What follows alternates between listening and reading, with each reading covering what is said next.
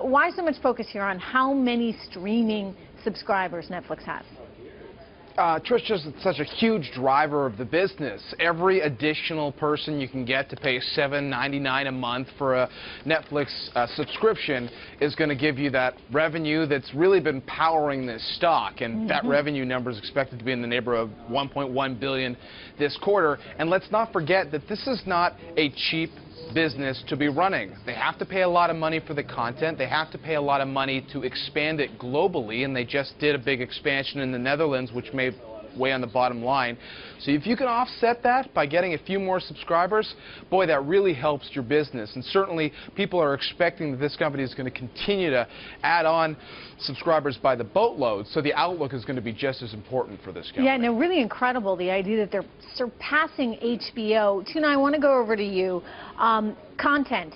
That's why they've been able to surpass HBO. But the content gets increasingly more expensive the more successful it is, of course, because in many of these cases they don't actually own it. So how do they diffuse the cost, the increasing costs of the successful content?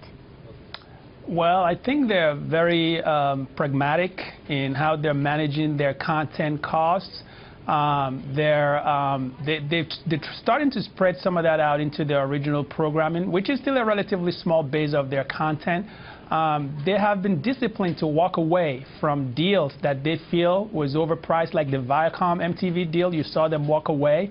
They are trying to kind of leverage the exclusivity and at the same time to grow the library offerings, not just on the television side, but on the movie side. So I think while there are still concerns that content spending is pretty much going to be a constraint, at least in the near term, I think they've done a pretty good job to contain some of the concerns that we have. You know, John, talk to me about this opportunity that they may have in cable by getting onto the on-set top boxes.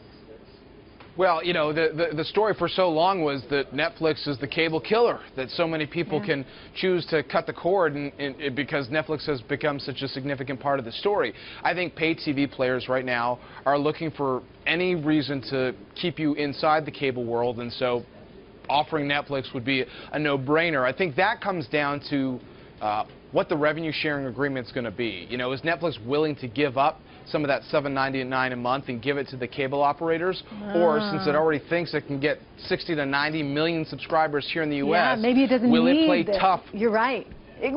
Could they play tough? And go ahead, Tuna. Can they continue to charge $7.99 through the regular cable providers? Well, I think that's an interesting question. But I would argue that just as important as the revenue split is the issue of who controls the customer relationship. One of the things I found interesting in Netflix's partnership with Virgin Media and TiVo in the UK was that they actually are maintaining the billing relationship in that particular case, which, you know, if you think about it, the potential upside from controlling the data that you can get, you know, from the customer, the viewership, etc., all of those things are very, very attractive to a whole lot of parties. So I would be very surprised if the U.S. cable operators will, you know, allow that. So that's an interesting point. And also the revenue split issue, I really have my doubts, because you could argue that Comcast, the Time Warner cables have a lot more leverage in this particular case in the U.S. compared to in the UK. Okay, let's get some actionable information here with Mark Sebastian joining us from Chicago.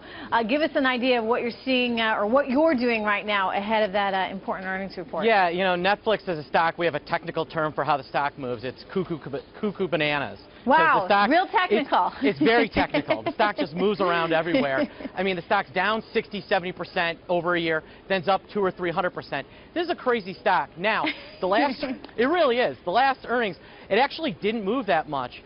They're pricing out the move for earnings tonight at around 45 to 50 bucks, 13, 14%. It's a lot of movement.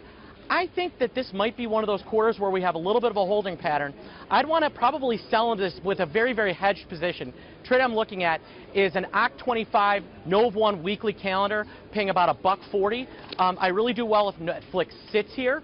And if Netflix kind of blows up, I'm out the $1.40 I paid. But if Netflix stays anywhere in that kind of $30 range, I think I can double or triple my money.